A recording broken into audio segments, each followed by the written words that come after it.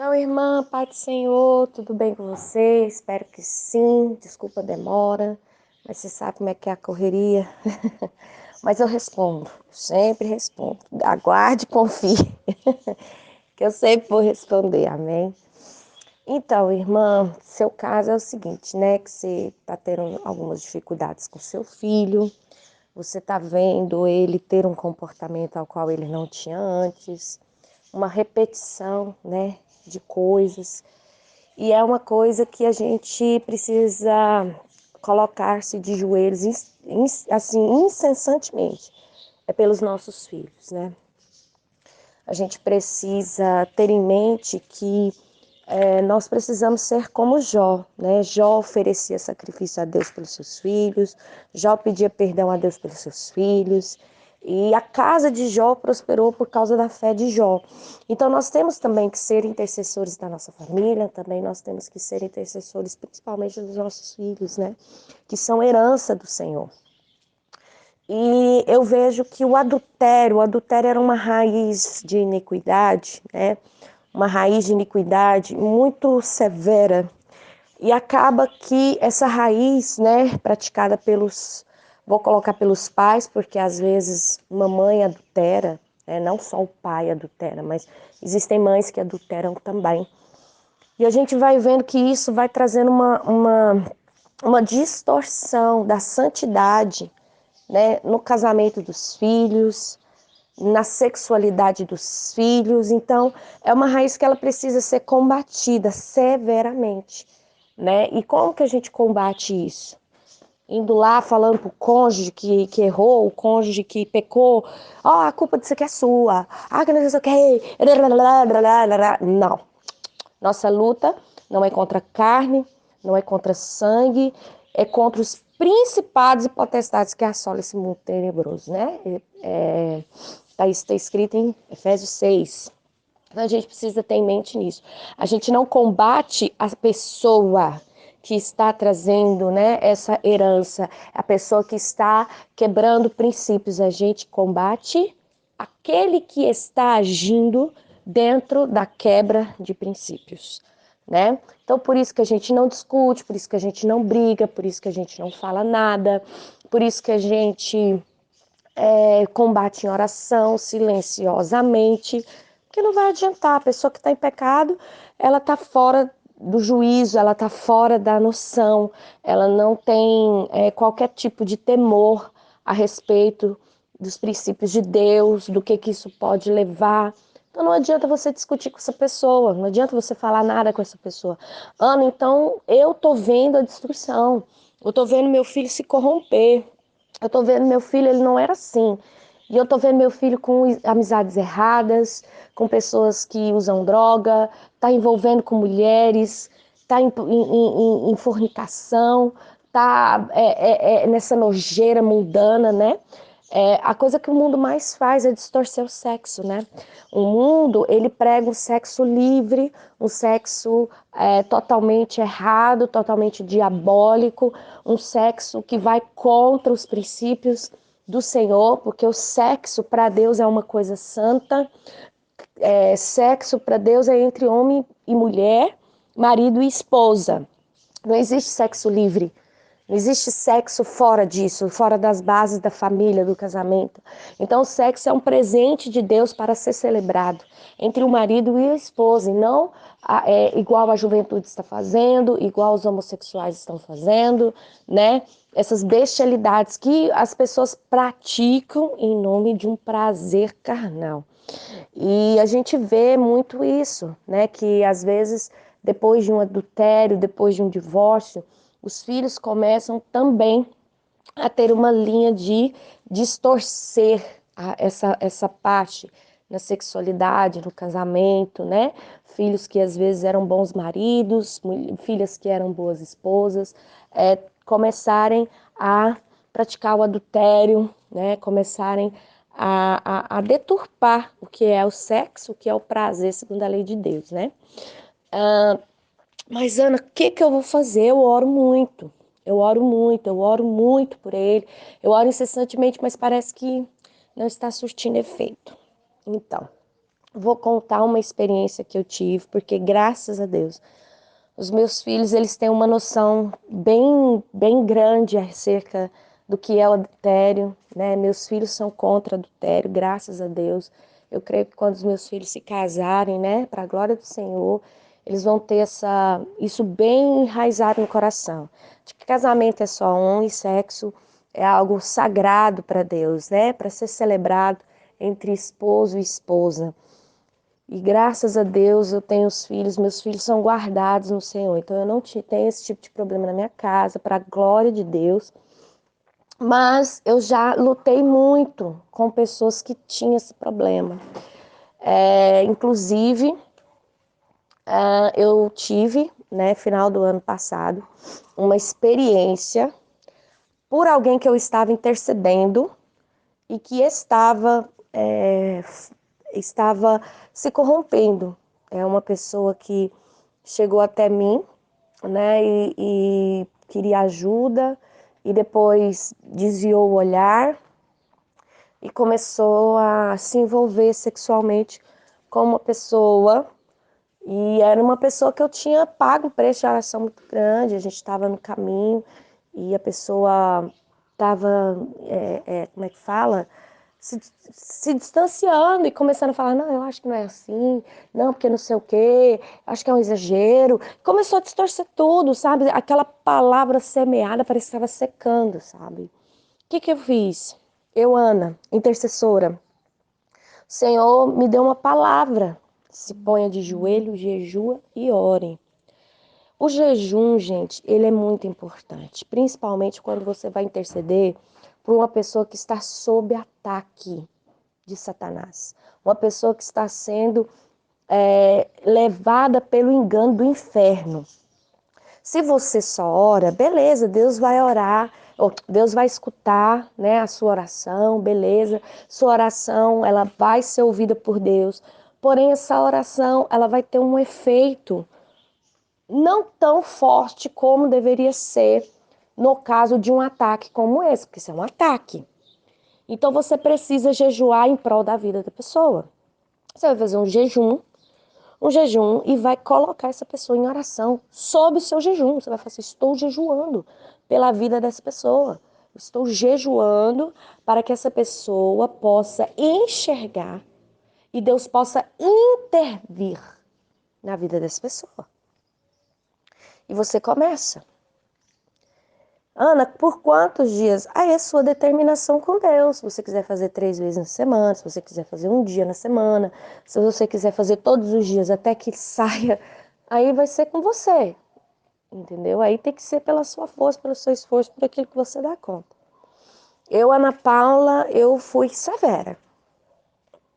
Eu amava demais essa pessoa, mas muito mesmo, sabe? Era um amor assim assim, sabe, de mãe e filho mesmo. E eu orei em dezembro, mês de dezembro todo. Até que me veio uma seta de depressão e eu não consegui mais jejuar. Veio uma seta para mim de depressão, uma tristeza profunda. E aí eu parei de orar porque eu estava ruim. Aí eu pedi, com muito custo, eu pedi aos meus intercessores que orassem, intercedessem por mim. E aí, graças a Deus, foi quebrado. Ana, isso acontece? Acontece, às vezes acontece. Por isso que a gente não pode estar sozinho em oração. Por isso que a gente tem que ter pessoas junto conosco, né? Porque isso acontece às vezes, é normal. Às vezes a gente está lidando com castas e poderes, né? Não poder, mas autoridades no mundo das trevas gigantes. Então, às vezes você pode ficar enfraquecido. Você está orando sozinho e porque na época ninguém queria orar junto comigo. Não, deixa isso pra lá. Quer ficar aí, ó, enrabixado no mundo. Quer ficar aí, ó, engodado no mundo, né? Isso aí é um caso perdido. E eu vou dizer uma coisa para você. Eu sou daquelas que eu não acho nenhum caso perdido. Sério mesmo, Deus coloca assim em mim, ore, interceda, moço, eu vou até o fim, até a última gota. Eu sou dessas, sou severa no negócio. E aí, a situação em janeiro mudou. Começou a haver uma tristeza, né? Quando eu comecei essa oração, a gente deu uma distanciada, porque é normal, né? Já sabe o que ele está fazendo e sabe o que você está fazendo. Então, a pessoa deu uma distanciada. Eu acredito que foi aí que causou minha tristeza, né? Eu comecei a pessoa meio que me refugar e aquilo me deixou triste. Mas amém, eu continuei. Em janeiro, caí em depressão e comecei, né, a ter uma depressão. Mas e aí logo o Senhor enviou os anjos dele, os anjos intercessores, me pegaram, me levantaram de novo. E quando foi em fevereiro, isso janeiro, o mundo espiritual começou a se mexer e eu não estava vendo nada. Quando foi em fevereiro, a pessoa me liga. Ana, posso falar com você? Falei, pode, claro que pode. Não, eu quero te ligar. Falei, pode ligar. Aí me ligou e eu virei. Aí a pessoa falou assim, Ana, eu tô muito triste. Eu tô sentindo falta de Deus. E eu falei, tô sentindo falta de Deus? Tô sentindo muita falta de Deus. Eu sei que Deus tá triste comigo. Eu sei que eu tô errado. Eu tô totalmente distorcido daquilo que Deus quer pra mim. E eu preciso me encontrar, eu preciso voltar.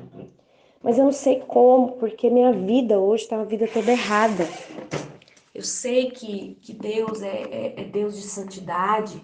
Eu sei que Deus é um Deus que eu não posso ficar dessa maneira. Aí eu falei, tá, e o que você tá pensando em fazer?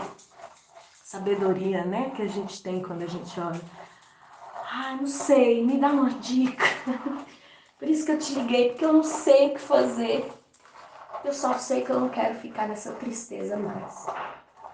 Aí eu falei, então faz o seguinte, vai na igreja, faz uma oração para Deus, pede para Deus te ajudar. Você precisa entregar isso em oração.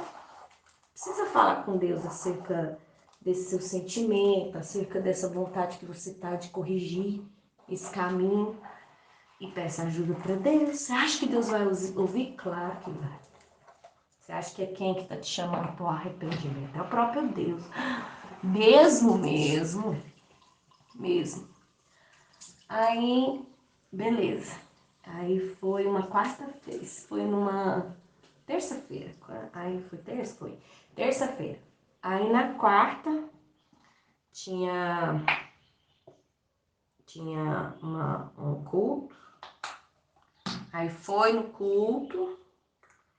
Chegou lá, Deus usou a boca do pregador para falar tudo o que ele estava vivendo, para chamar de volta, para dizer que Deus amava muito, que Deus queria resolver muita coisa, que Deus queria tirar essa tristeza do coração, mas que a pessoa precisava se submeter à santidade do Senhor, porque Deus é santo. Não, foi uma coisa absurda, parece assim que no culto só tinha a pessoa e o pregador e Deus. E aí a pessoa fez uma oração ali movida, porque eu creio que foi movida pelo Espírito Santo de Deus. Falou, Senhor, eu tô todo errado, eu tô todo bagunçado, mas eu não quero ficar assim, eu quero o Senhor. Tô com saudade do Senhor, tô com saudade do Espírito Santo, mas eu não sei como resolver, eu não sei como fazer. A pessoa que tá comigo, né, tem sentimentos por mim, eu não quero fazer sofrer, eu não quero. Então, se não é do Senhor, se o que eu tô vivendo hoje não é do Senhor e eu sei que não é do Senhor, então arranca de mim, faz a pessoa ir embora, né? E aí, beleza, no outro dia, a pessoa procurou, e aí foi uma coisa do nada, gente. A pessoa que era apaixonada, falava até em casar. Falava até em casar. Não, que você é pessoa que, né? Eu sempre quis, aquelas histórias, né?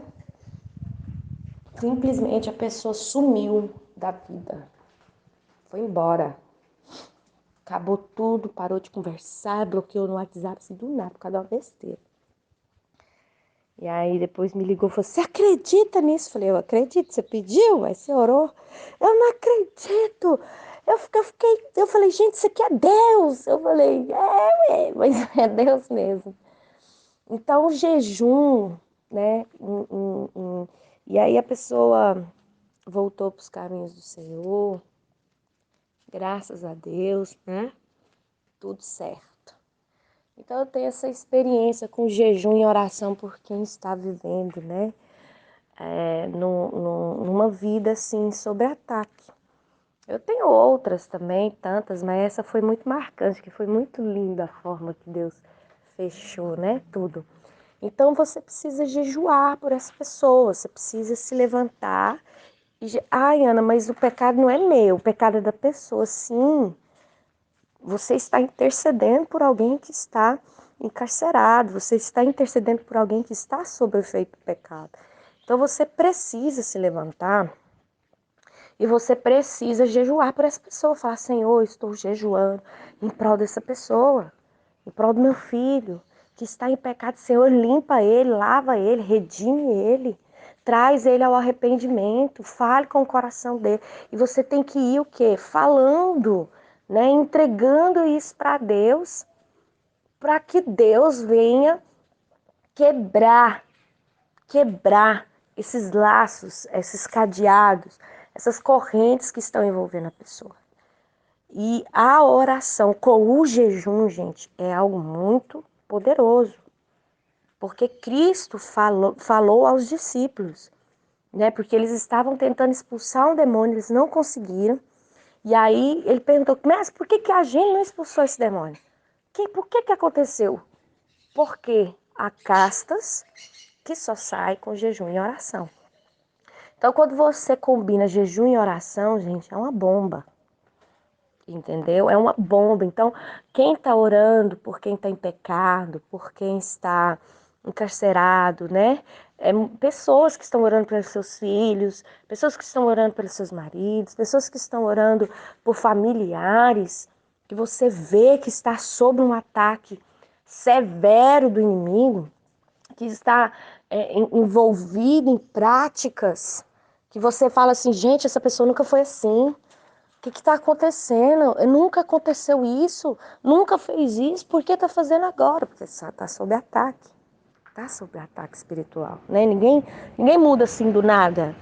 Ninguém é quietinho a vida inteira quando de repente sai saindo com todo mundo aí na frente. Não existe isso, essa mudança. Existe um ataque, existe algo que foi bolado, uma fortaleza de mente que foi criada para fazer com que a pessoa vivesse isso. Então, é muito importante, né? Nós temos essa prática.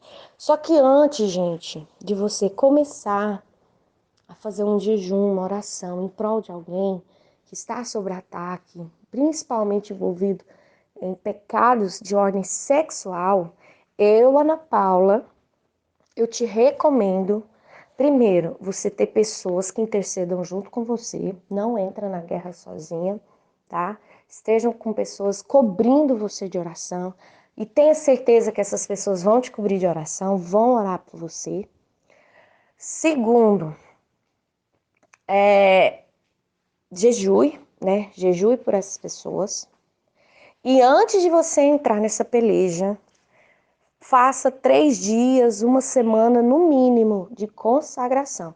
Jejuar e orar por você. Pedindo a Deus que venha cobrir sua casa, sua família, sua vida.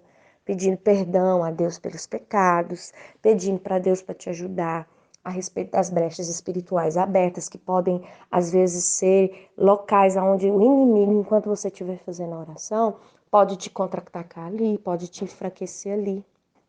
Entendeu? Então você vai preparar espiritualmente a sua vida para que você venha ter esse exercício, essa batalha de oração em prol de alguém, tá bom? E não faça loucura, não faça loucura. Eu vou fazer jejum sem comer 12 horas até ele ser liberto. Você não vai dar conta. Porque você não sabe quanto tempo vai demorar o processo, então não faça loucura. O jejum, a questão, gente, não é a quantidade de tempo que você fica sem comer. Não é a quantidade de tempo que você fica sem comer, não é quantas horas você fica sem comer. A questão do jejum é a constância, a disciplina do jejum. Você pode ficar 2, 3 horas sem comer e fazer isso 3 vezes no dia. Se for constante, for disciplinarmente, for ali certinho, você vai adquirir autoridade espiritual, você vai ter um Espírito Santo derramado sobre a sua vida, do mesmo jeito de uma pessoa que ficou 24 horas sem comer. Mas às vezes a pessoa que ficou 24 horas sem comer não fez esse período com a qualidade ao qual você fez em 2, 3 horas. Então não faça loucura, faça algo consciente, algo que você vai dar conta, porque a questão não é te privar para sempre, não é te deixar sem comer, para o diabo olhar e falar assim, nossa, ela tá sem comer 12 horas, vou sair correndo. Não, não é isso. O jejum não é isso. O jejum é algo para você ativar a parte espiritual, ativar o sobrenatural. Ah, Ana, então quer dizer que se eu ficar 12 horas sem comer, vai ativar mais forte. Mas aí você fica 12 horas sem comer, 2 dias, no terceiro dia você já quebrou. Entendeu o que eu tô falando? É constância. Ah, então eu vou fazer uma vez na semana, eu vou fazer um jejum de 12 horas. Beleza, uma vez na semana. Eu oro todos os dias e uma vez na semana eu falo, beleza, você vai dar conta? Vou. Então, beleza. Escolhe o dia, tenha seus... E outra coisa, gente, oração tem que ser disciplinar, tá? Tem que ter leitura da palavra, tem que ter oração, tem que ter louvor. Faz um negócio top, entendeu? Para que esse inimigo, e eu tenho certeza que esse inimigo que se levantou na vida do seu filho, na sua casa, vai ser abatido pelo poder do Espírito Santo de Deus. Amém?